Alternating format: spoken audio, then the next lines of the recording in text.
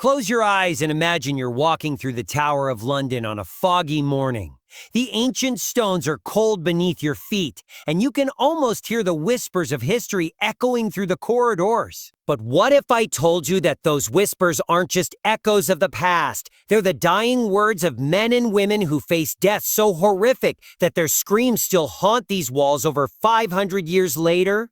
Tonight, I'm going to reveal the 9 most brutal execution methods ever devised by royal courts. Methods so sophisticated in their cruelty that they make modern horror films look like children's bedtime stories.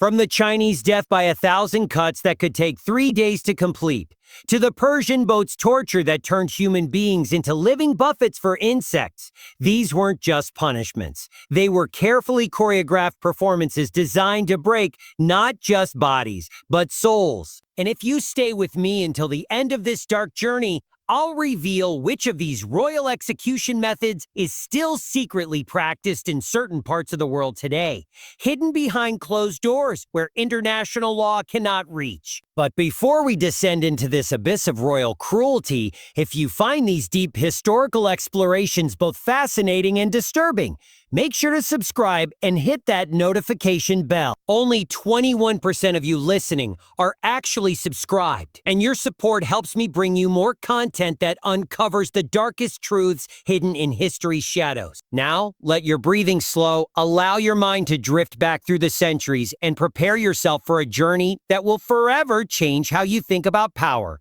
justice, and the price of crossing those who wear crowns. To understand why royal executions were so uniquely horrific, we must first understand the minds that created them. These weren't the products of barbaric societies or primitive legal systems. These were the inventions of the most sophisticated courts in human history, places where art, literature, and philosophy flourished alongside the most refined techniques of human suffering ever devised. Picture the court of Henry VIII in 1536. The walls are hung with tapestries worth more than entire villages. The floors are covered with rushes scented with lavender and rosemary. And courtiers in silk and velvet discuss poetry and theology between courses of roasted swan and subtleties sculpted from sugar. This is civilization at its most refined, yet within these same walls, men are planning executions so brutal that they would make hardened soldiers weep. The key to understanding royal executions lies in recognizing that they were never really about justice in any sense we would recognize today. They were about theater, about psychology, about the careful management of fear as a tool of statecraft. When a king ordered an execution, he wasn't just eliminating a threat. He was directing a performance that would be remembered, discussed, and feared for generations. Royal courts understood something that modern governments have forgotten, that the power to inspire terror is more valuable than armies, more effective than laws, and more lasting than any treaty. A single execution, properly orchestrated, could prevent a dozen rebellions. A death crafted with sufficient horror could keep an entire kingdom in line for decades. But royal execution served another, even darker purpose. They were expressions of the fundamental insecurity that lay at the heart of absolute power. Kings and queens lived in constant fear. Fear of assassination, fear of rebellion, fear that their subjects would discover that beneath the crown and ceremony, they were just human beings who could bleed and die like anyone else. The elaborate cruelty of royal executions was compensation for this fear, a way of asserting dominance so complete that it transcended the merely physical. By devising deaths that were not just fatal, but transformative, that turned human beings into objects of horror and pity.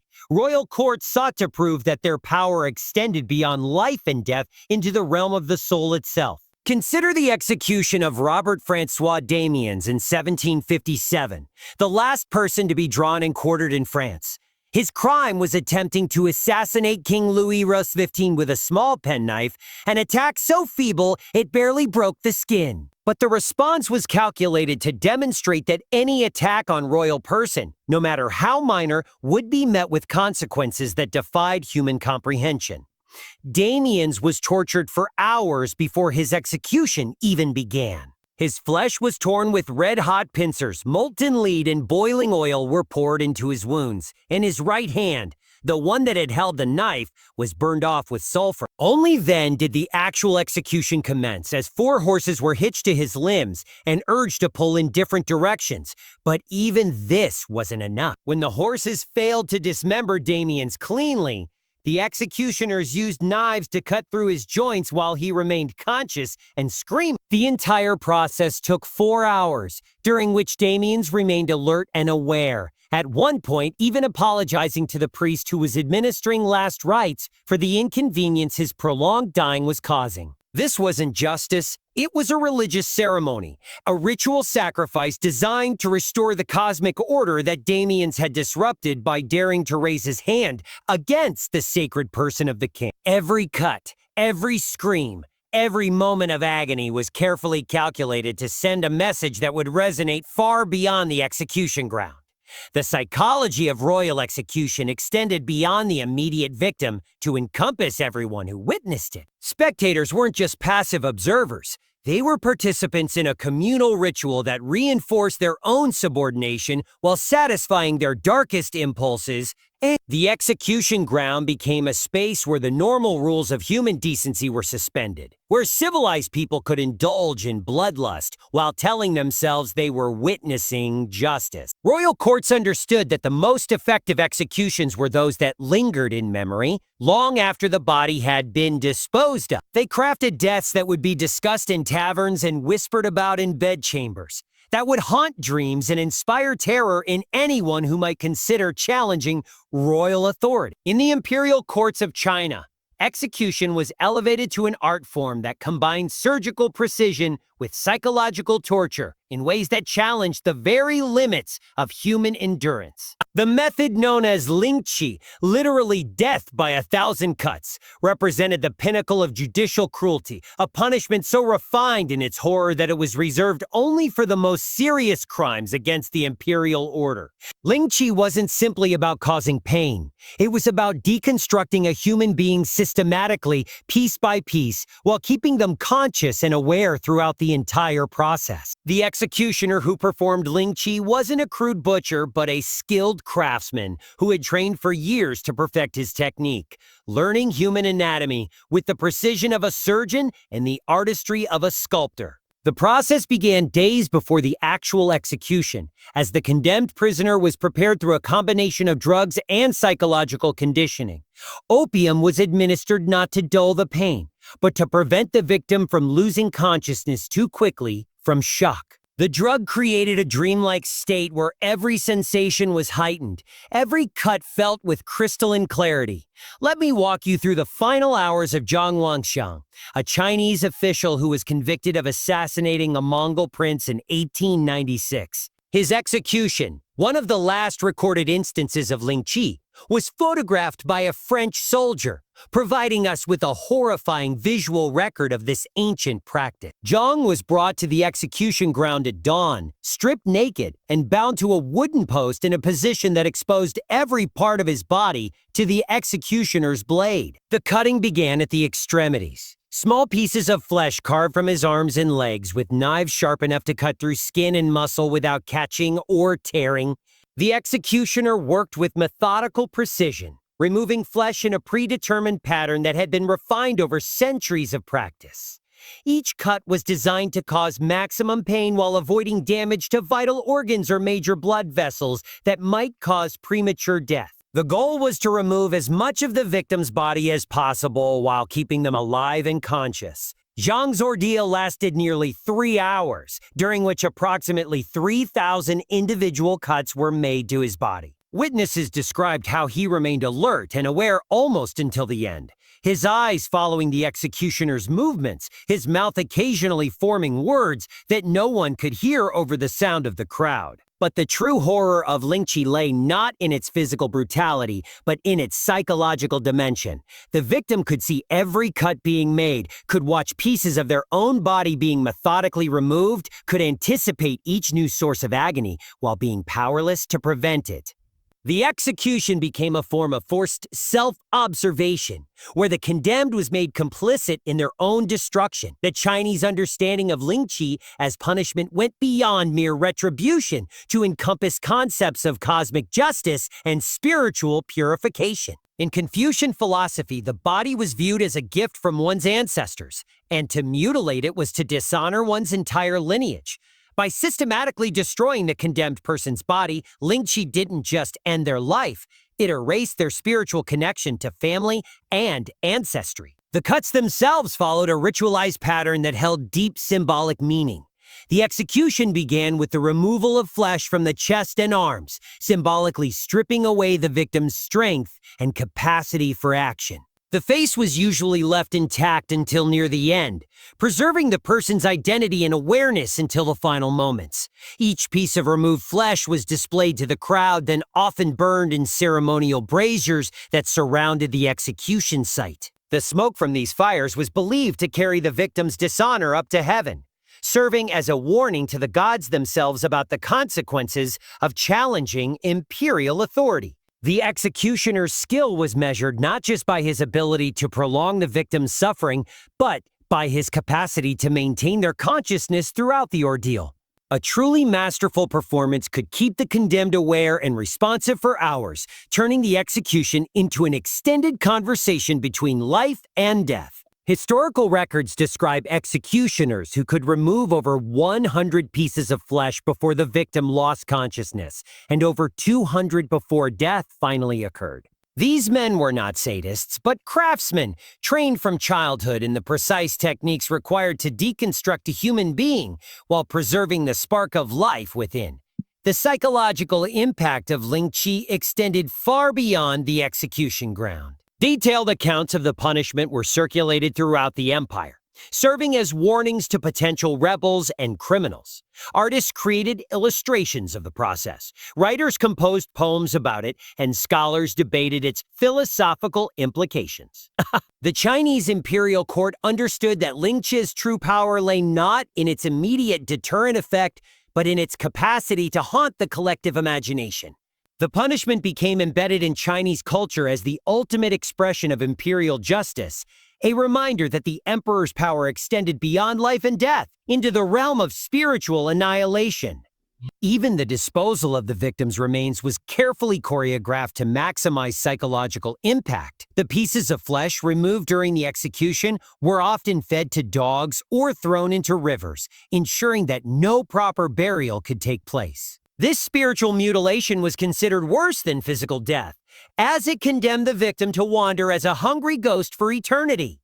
In medieval and Renaissance Europe, no execution method combined spectacle with surgical precision quite like the breaking wheel. This wasn't simply a way to kill criminals. It was a carefully orchestrated performance that could last for hours, during which a human being was systematically dismantled in front of crowds that sometimes numbered in the thousands.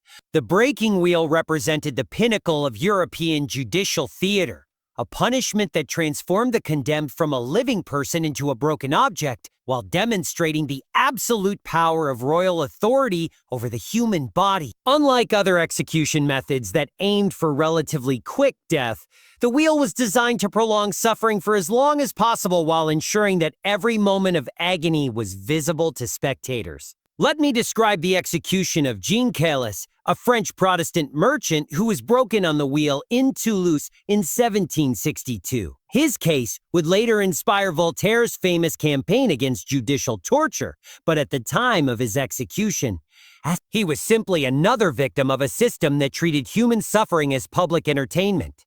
Caillas was brought to the execution ground in the center of Toulouse, where thousands had gathered to witness his fate.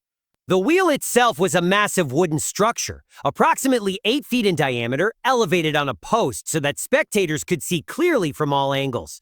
The condemned was stripped naked and bound to the wheel with ropes, his limbs positioned over gaps between the spokes. The executioner, a skilled craftsman who had inherited his position from his father, approached with an iron bar weighing nearly 20 pounds. The breaking began with the legs, as the executioner brought the bar down with calculated force across Callus's shin. The sound of breaking bones echoed across the square, followed immediately by screams that witnesses described as inhuman. But the executioner's skill lay not in the force of his blows, but in their precision. Each strike was calculated to shatter bone without causing immediate death.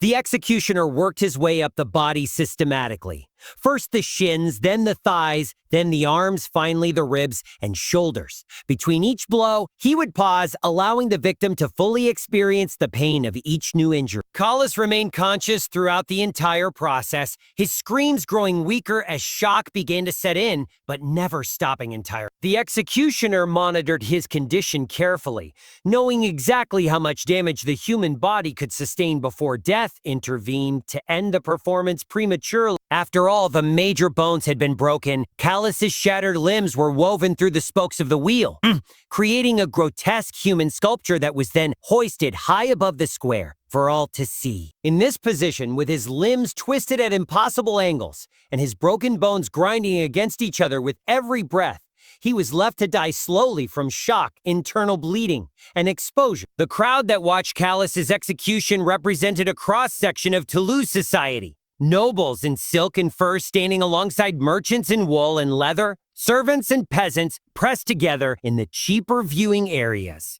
The execution served as a unifying ritual that brought together people of all classes in shared witness to royal power. But the breaking wheel's true horror lay not in its immediate physical effects, but in its psychological dimension. The victim could see their own body being systematically destroyed, could watch their limbs being twisted into impossible positions, could anticipate each new source of agony while being powerless to prevent. The executioner often engaged in conversation with the condemned during the process, asking if they wished to confess additional crimes or beg forgiveness from God. This wasn't mercy but additional torture, as it forced the victim to use their failing strength to speak while their body was being methodically destroyed. The wheel execution could last anywhere from 30 minutes to several hours, depending on the executioner's skill and the condemned person's constitution. Some victims died from shock after the first few blows, while others lingered for hours, their broken bodies displayed like grotesque works of art, while life slowly ebbed away.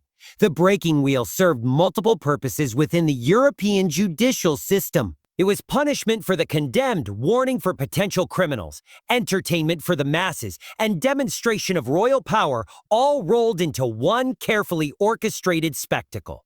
The positioning of the wheel execution was always carefully chosen to maximize its psychological impact. Executions typically took place in the center of towns, often in market squares where the maximum number of people would be forced to witness them. The elevated position of the wheel ensured that the victim's suffering was visible from a great distance, making the execution a landmark that dominated the urban landscape. European cities often left the bodies of wheel victims on display for days or weeks after death, allowing the broken corpses to serve as permanent warnings to anyone who might consider challenging authority. These rotting remains became part of the urban environment, tourist attractions that visitors would seek out to understand the power and determination of local rulers.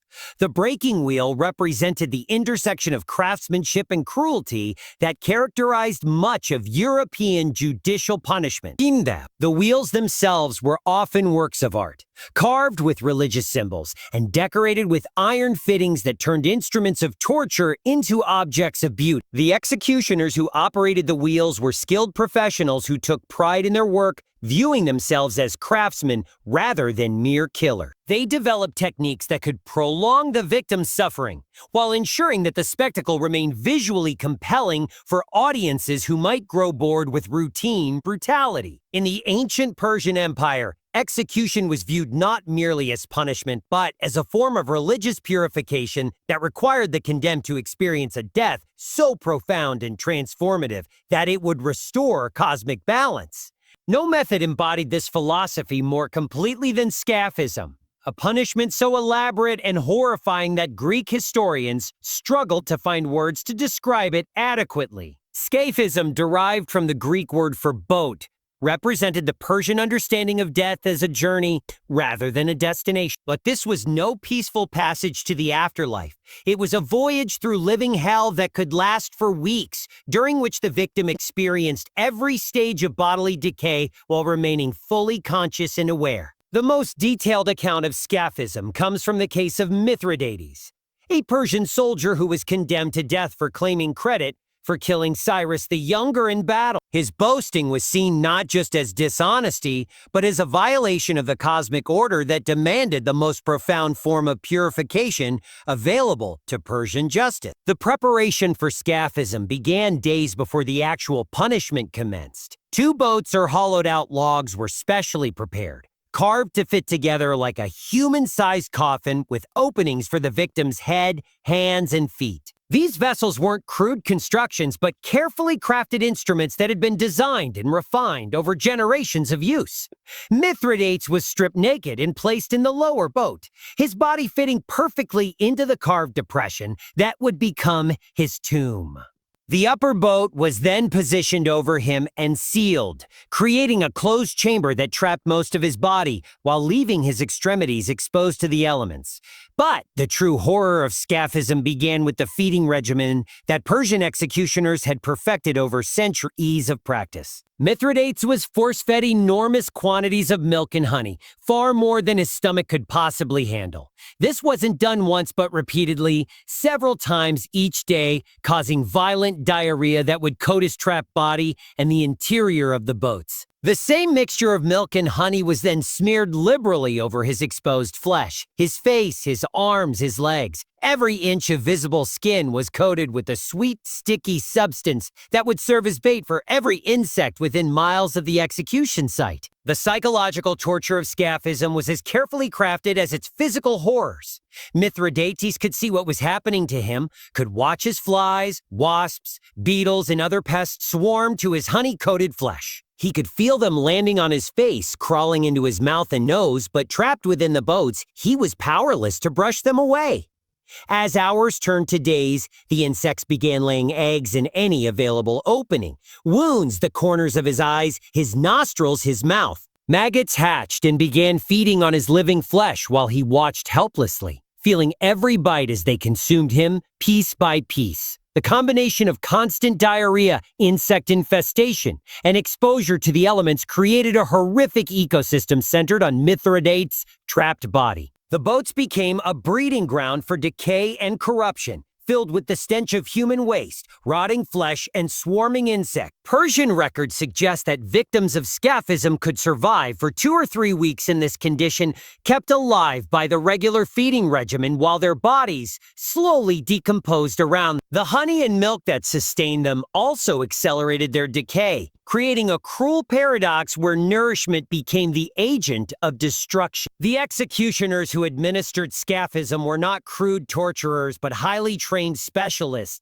who understood the delicate balance required to keep victims alive while facilitating their gradual consumption by insects and decay. They monitored the condemned person's condition carefully, adjusting the feeding schedule and insect attraction methods to maximize suffering while preventing premature death. The boats themselves became part of the torture as the victim's decomposing body created an increasingly horrific environment. The smell would be overwhelming, but trapped within the vessels, there was no escape from the stench of their own rotting flesh. Every breath would be filled with the odor of decay and the sound of insects feeding.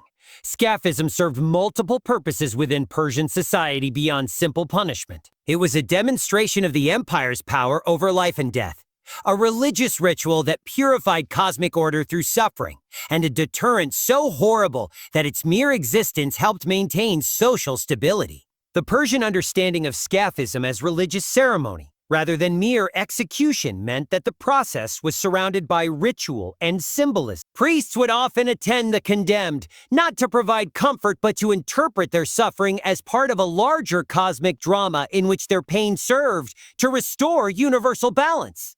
The boats used in Scaphism were often decorated with religious symbols and inscriptions that transformed instruments of torture into sacred objects. The victim's suffering was viewed not as random cruelty, but as a necessary sacrifice that maintained the divine order upon which Persian society depended.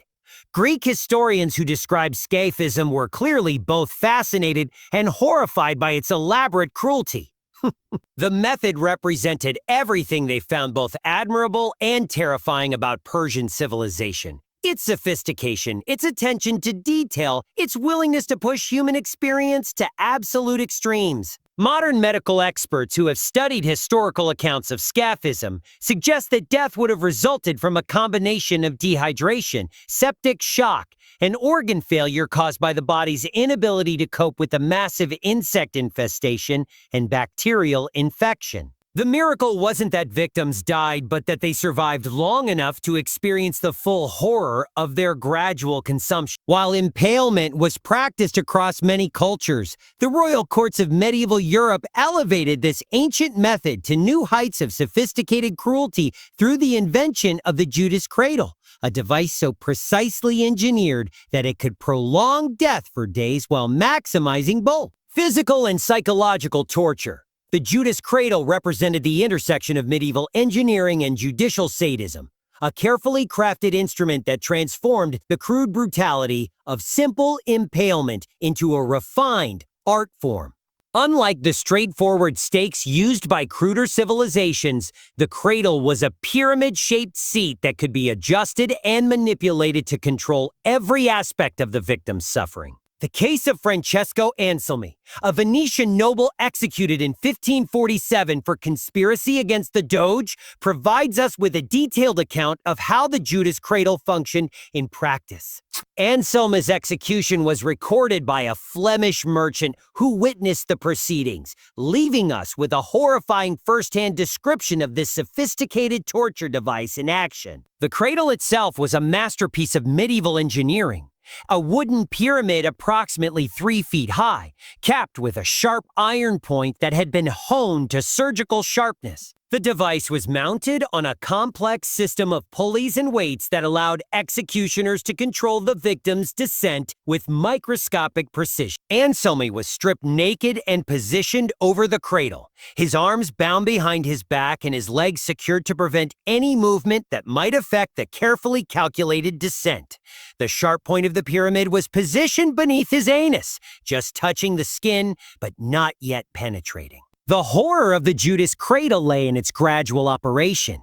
Rather than the swift penetration of traditional impalement, the cradle worked by slowly lowering the victim onto the point through a combination of gravity and mechanical pressure. Executioners could control the rate of descent by adjusting weights and pulleys, ensuring that penetration occurred as slowly as possible. Anselmi's ordeal began at dawn and continued for nearly 14 hours. The iron point of the cradle penetrated his body millimeter by millimeter, each fraction of movement bringing new waves of agony as the sharp metal slowly worked its way through tissue and organs. The executioners who operated the Judas cradle were skilled craftsmen who understood human anatomy with surgical precision.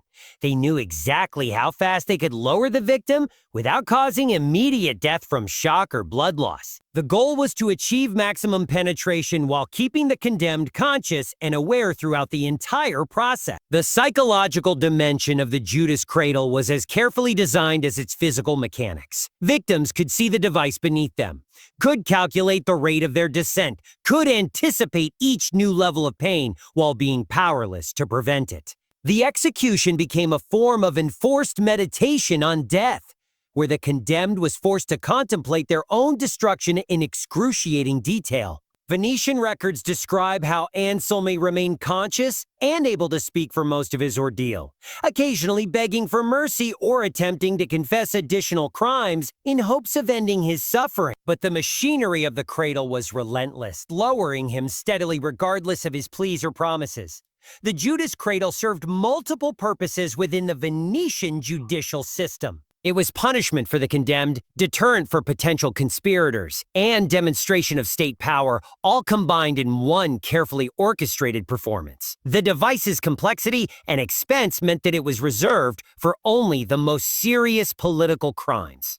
The positioning of cradle executions was always carefully chosen to maximize their psychological impact. In Venice, the device was typically erected in the Piazza San Marco, where its presence dominated the central square and forced thousands of daily visitors to witness the state's capacity for refined cruelty. The cradle's operation required a team of skilled technicians who had trained for years to master its complex mechanism. These men weren't crude executioners, but specialized craftsmen who took pride in their ability to prolong suffering while maintaining the condemned person's consciousness and awareness. European variations of the Judas cradle incorporated different refinements designed to enhance the victim's suffering.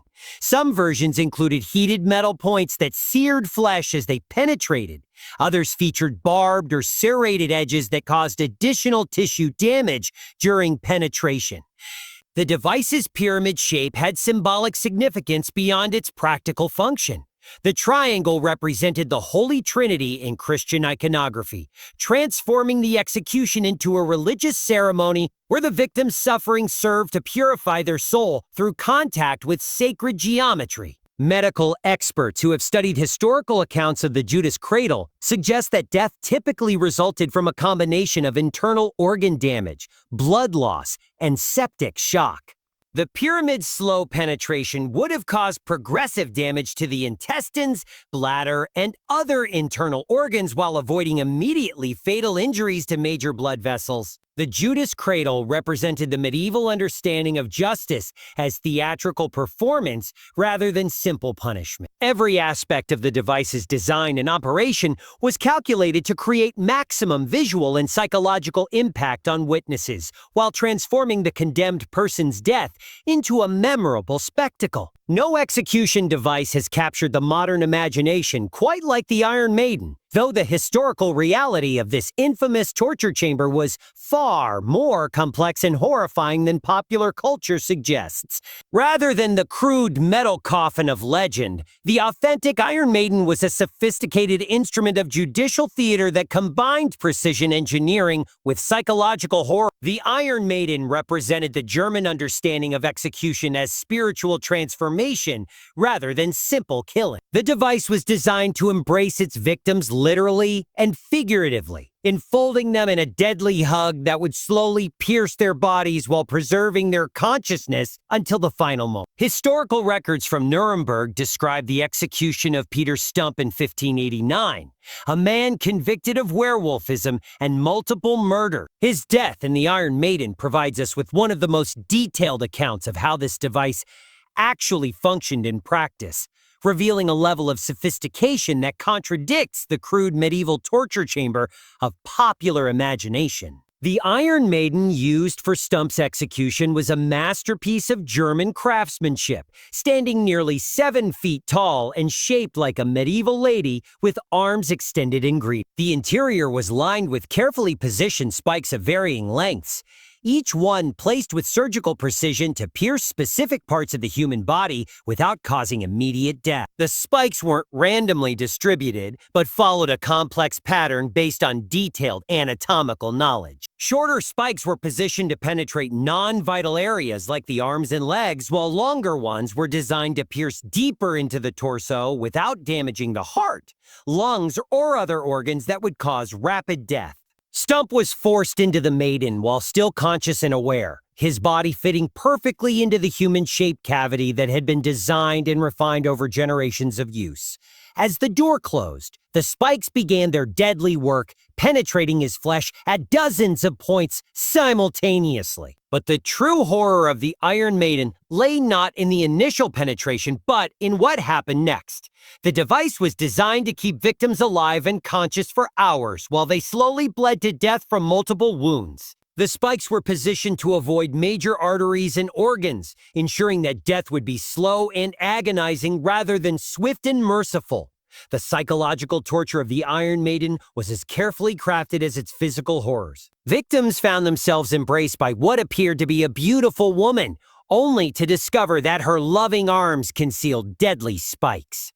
The device played on fundamental human needs for comfort and affection, perverting them into instruments of death. Stump's execution lasted nearly 6 hours, during which he remained conscious and able to speak for most of the ordeal. Witnesses described how his voice gradually weakened as blood loss took its toll, but his pleas for mercy continued almost until the end. The Iron Maiden served multiple symbolic purposes beyond simple execution.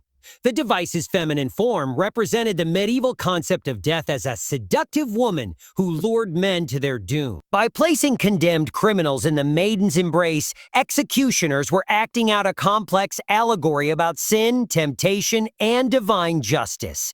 German craftsmen who constructed Iron Maidens took pride in their attention to detail and artistic refinement. These weren't crude torture devices, but sophisticated works of art that demonstrated the marriage of technical skill and aesthetic sensibility that characterized German medieval culture.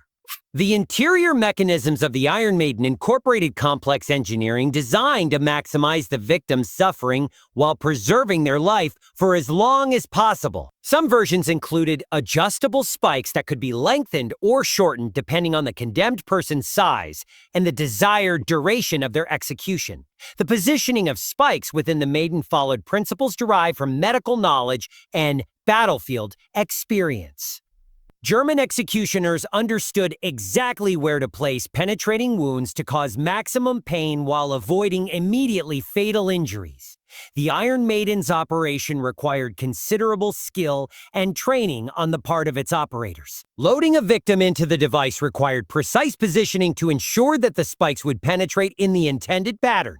Executioners had to understand human anatomy well enough to predict how long each victim would survive and adjust their procedures accordingly.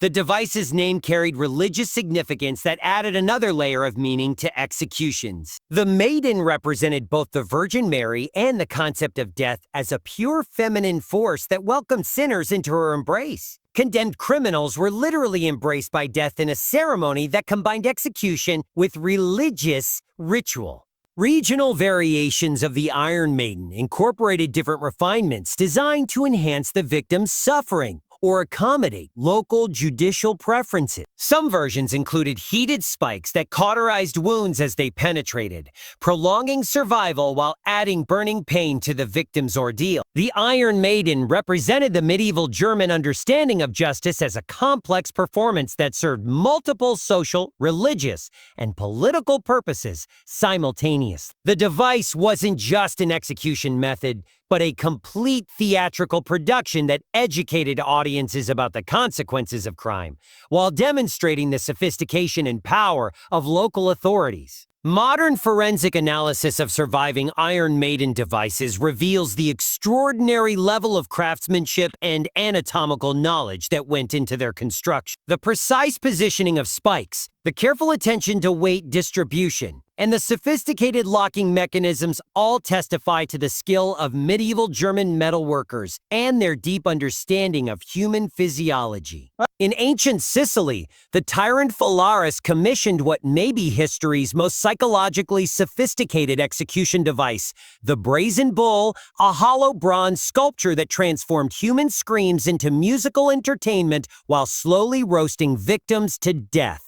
This wasn't merely an execution method, but a complete artistic performance that demonstrated how absolute power could pervert human creativity into instruments of unimaginable cruelty. The Brazen Bull represented the intersection of art, engineering, and sadism that characterized many ancient royal executions. Unlike crude burning at the stake, the bull was a precision instrument that controlled every aspect of the victim's death while transforming their suffering into a theatrical spectacle for the entertainment of spectators. Oh, the device was created by Perilos of Athens, a master craftsman who believed he was creating a masterpiece that would please his patron and secure his fortune. The bull was a life-sized bronze sculpture of extraordinary beauty and technical sophistication, equipped with a complex acoustic system that would transform human screams into sounds resembling the bellowing of an actual bull. The execution process began with the victim being forced into the bull through a concealed door in its side. Once inside, the door was sealed, trapping the condemned in the bronze chamber that would become their tomb. A fire was then lit beneath the bull, gradually heating the metal until the interior became an oven that would slowly cook the victim alive. But the true innovation of the brazen bull lay in its acoustic property. Perrios had designed a complex system of tubes and resonating chambers within the sculpture that would capture the victim's screams and transform them through harmonic manipulation into sounds that resembled animal bellowing rather than human suffering. The first victim of the brazen bull was ironically its creator, Perrios himself. When he presented his creation to Phalaris, the tyrant was so impressed by its ingenuity that he decided to test it immediately by having Perrios locked inside. The craftsman who had designed the device became its first victim, experiencing firsthand the horror he had created for others. Historical accounts describe how Perrios' screams were transformed by the bull's acoustic system into haunting musical sounds that entertained Phalaris and his court. The tyrant reportedly listened with delight as the beautiful bronze sculpture sang while its creator died inside, proving that the device worked exactly as designed. The psychological horror of the brazen bull extended beyond its immediate victim to encompass everyone who heard its terrible music. Spectators were forced to confront the reality that the beautiful sounds they were hearing were actually human screams, transformed by mechanical ingenuity into entertainment. The bull's operation required careful attention to temperature control and timing. The fire beneath the device had to be managed precisely to ensure that the interior heated gradually rather than all at once. Too much heat would kill the victim quickly, ending the performance prematurely. Too little would fail to produce the desired acoustic effects. Skilled operators could keep victims alive inside the bull for hours, adjusting the fire's intensity to prolong suffering while maintaining the acoustic effects that made the device famous. The bronze construction held heat efficiently, creating an oven-like environment that cooked victims slowly and thoroughly. The brazen bull served multiple purposes within Phalaris' court beyond simple execution. It was punishment for enemies, entertainment for guests, and demonstration of royal power all combined in one sophisticated device. The bull's artistic beauty made it a conversation piece that impressed visitors while secretly threatening them with the consequences of opposing the tyrant's will. The device's symbolic significance extended beyond its practical function as an execution method. The bull was a sacred animal in many ancient cultures, associated with fertility, strength, and divine power. By using a bull-shaped device to execute enemies, Phalaris was appropriating religious symbolism and transforming it into an instrument of state terror.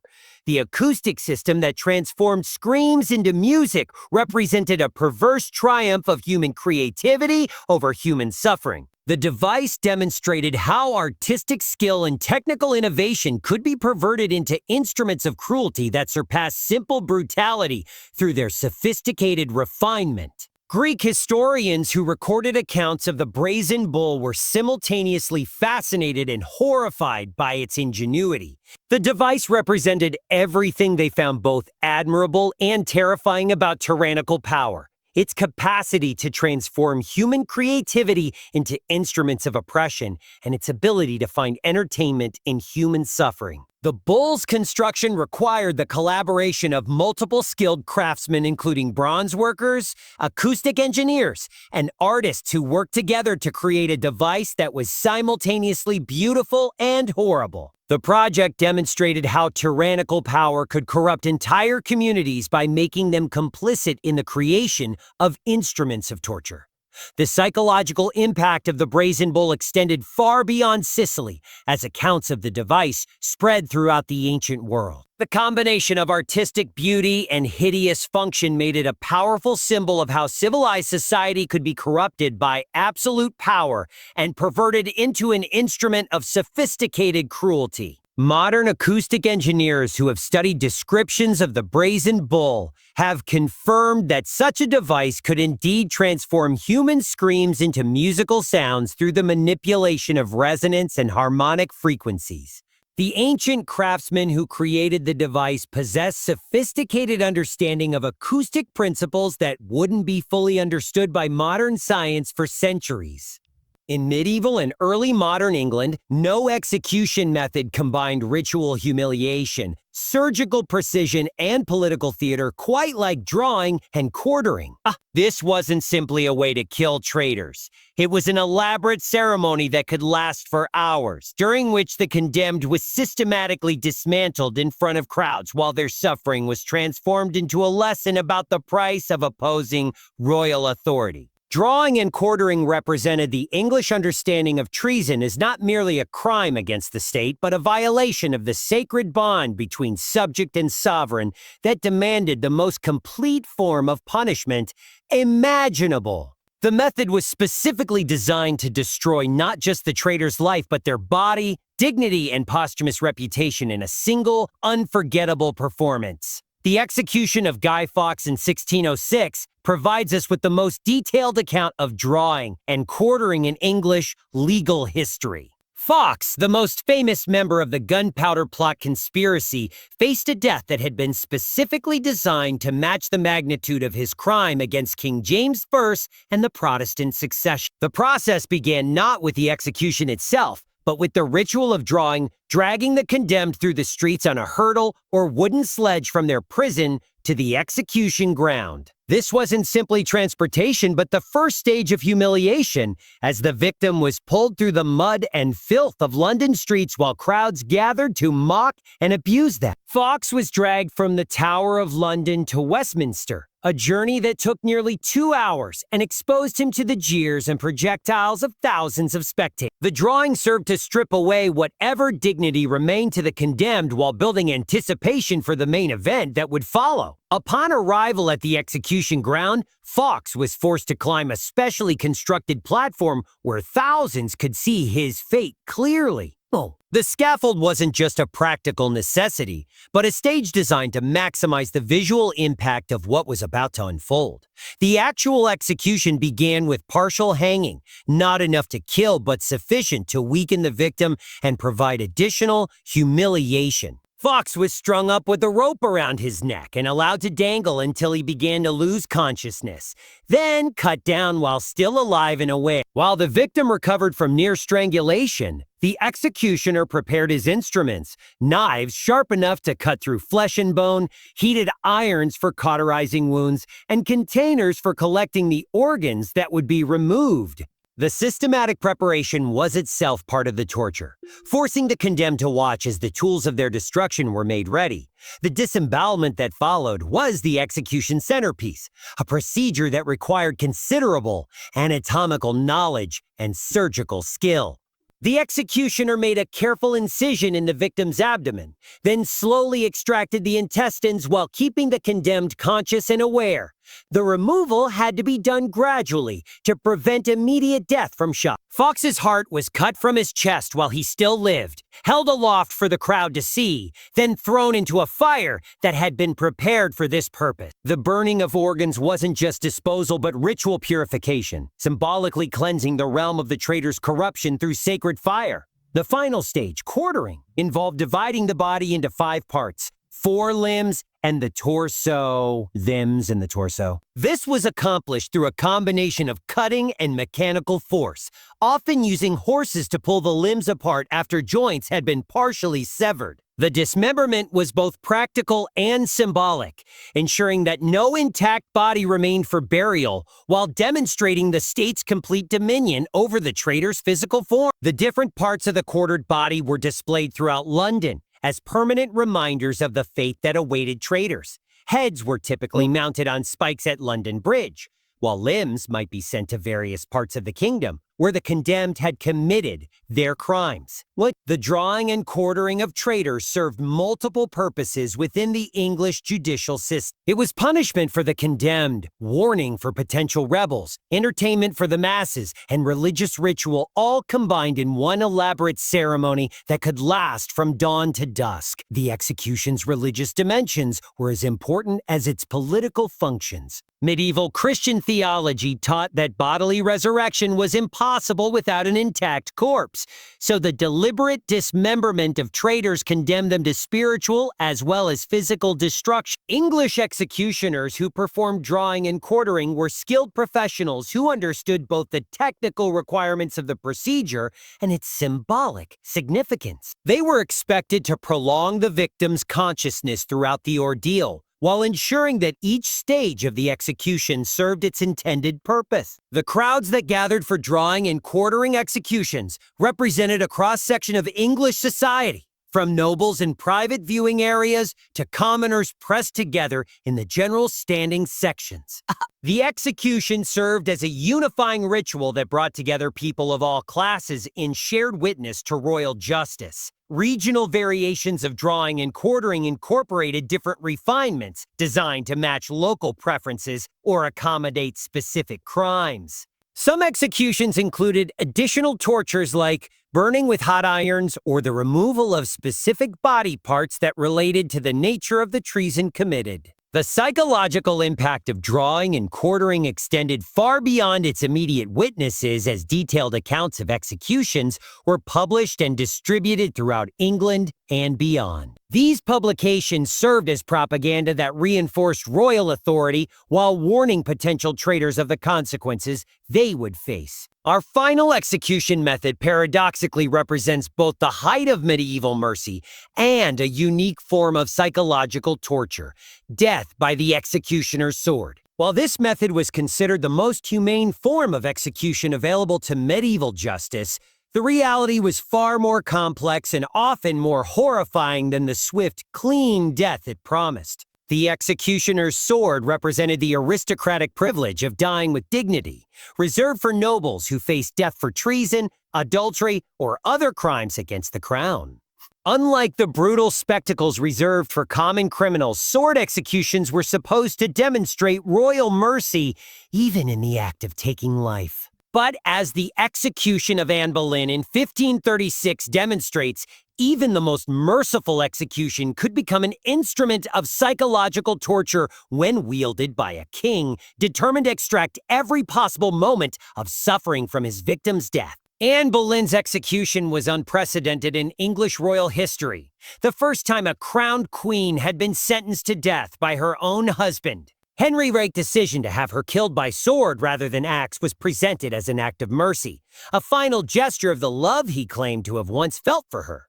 But the reality of Anne's execution reveals how even mercy could be perverted into cruelty by absolute power. Rather than using an English executioner with an axe, Henry imported a specialist swordsman from Calais, supposedly to ensure a clean, quick death. The choice of a foreign executioner wasn't mercy but additional humiliation, suggesting that no English subject should be required to kill their queen. The psychological torture began weeks before the actual execution, as Anne was held in the Tower of London while Henry debated her fate and the specific method of her death. The uncertainty was itself a form of torture, as she knew she was condemned but didn't know when or how death would come. The sword execution required specific technical preparations that added to the victim's psychological torment. Unlike beheading with an axe, which could be performed with the condemned kneeling at a block, sword execution required the victim to remain standing, creating additional uncertainty about the exact moment when death would arrive. Anne was brought to the scaffold on Tower Green in the early morning of May 19, 1536, before a carefully selected audience of nobles and officials. The small crowd wasn't an act of mercy, but a deliberate choice to minimize witnesses to what was essentially a royal family execution. The executioner who killed Anne was a master craftsman who had been specially imported from France, where sword executions were more common than in England. His skill was legendary. He could remove a head with a single stroke so clean that victims often remained conscious for several seconds after decapitation. The psychological dimension of sword execution lay in its requirement for cooperation between victim and executioner. Unlike other execution methods where the condemned could be physically restrained, Sword execution required the victim to remain perfectly still and positioned correctly for the executioner's stroke. Anne's final moments were recorded by witnesses who described her extraordinary composure as she faced death. She removed her headdress herself, exposing her neck for the executioner's blade, and spoke her final words with dignity that impressed even her enemies. But the executioner's technique introduced an element of deception that made even this merciful death psychologically cruel. Rather than announcing his intention to strike, the swordsman distracted Anne by calling out to someone behind her, causing her to turn her head slightly just as he brought down his blade. The deception ensured a clean cut by catching Anne off guard. But it also meant that her last living moment was one of confusion and betrayal rather than dignified acceptance. Even in mercy, Henry VIII found a way to deny his former wife the peaceful death she sought.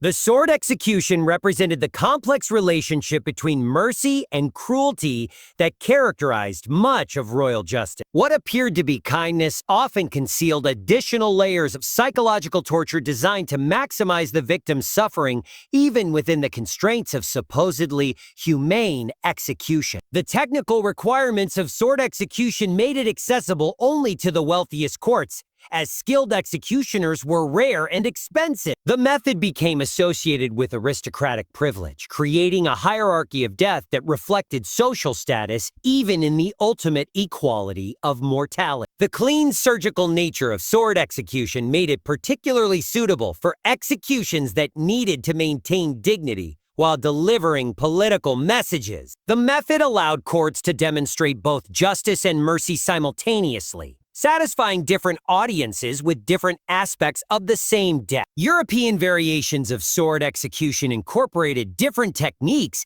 and ceremonial elements designed to match local customs and judicial preferences. Some regions used curved blades that could decapitate with a drawing motion, while others preferred straight swords that required more precise timing and positioning. The psychological impact of sword executions extended beyond their immediate witnesses to influence broader cultural understanding of noble death and royal mercy. The method became embedded in European consciousness as the proper way for aristocrats to die, creating expectations that influenced judicial decisions for centuries. As we emerge from this journey through the darkest chambers of royal justice, we must confront an uncomfortable truth about human nature and the corrupting influence of absolute power. These 9 execution methods weren't the products of primitive or barbaric societies.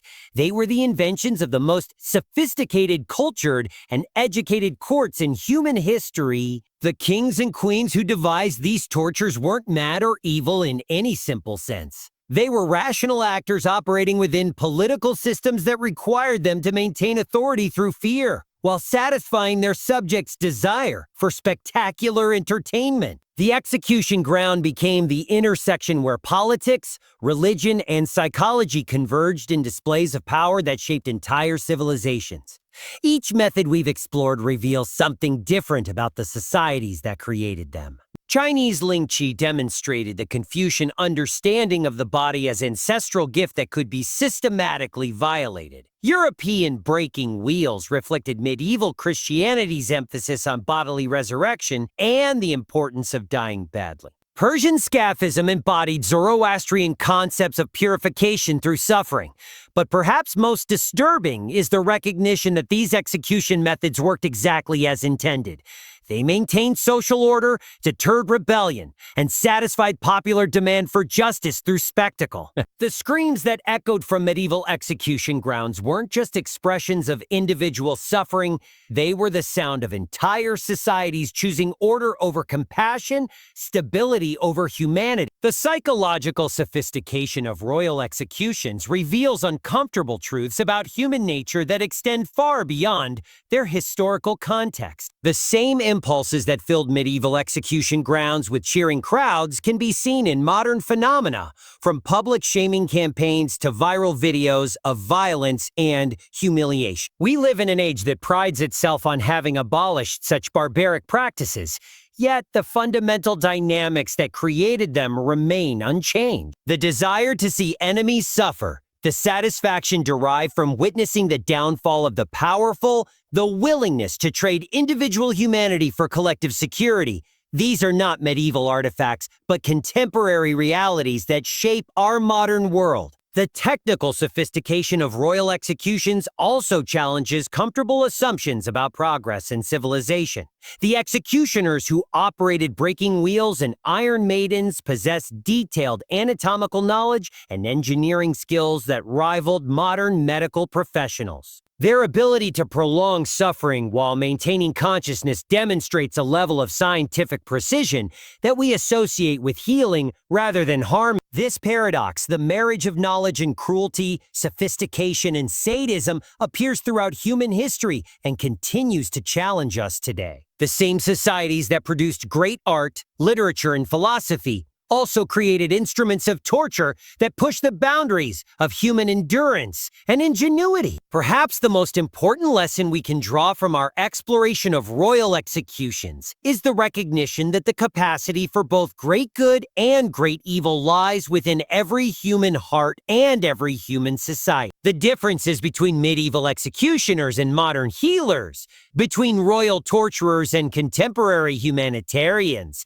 may be smaller than we like to believe. The execution methods we've explored tonight serve as warnings from history about what happens when power becomes absolute, when justice becomes theater, and when human suffering becomes entertainment. They remind us that the price of civilization is eternal vigilance not just against external enemies, but against the darkness within ourselves. As you drift off to sleep tonight, remember that you live in an age of unprecedented human rights protections and legal safeguards against government abuse. But remember also that these protections exist because people who understood the lessons of history fought to create them, knowing that without constant vigilance, the monsters of the past could return in new form. The screams that once echoed from royal execution grounds have fallen silent, but the questions they force us to ask about power, justice, and human nature remain as urgent today as they were centuries ago.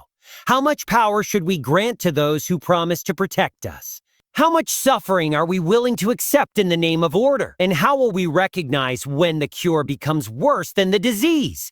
These are the questions that royal executions force us to confront, and they are questions that every generation must answer anew. The methods may change, but the fundamental choice between compassion and cruelty, between humanity and power, remains the same. Sleep well tonight, knowing that knowledge of darkness can help us better appreciate the light, and that understanding history's monsters can help us ensure they never rise again. The past is past, but its lessons remain as relevant today as they were in the courts of kings and queens who believed their power extended beyond life and death into the realm of the soul itself.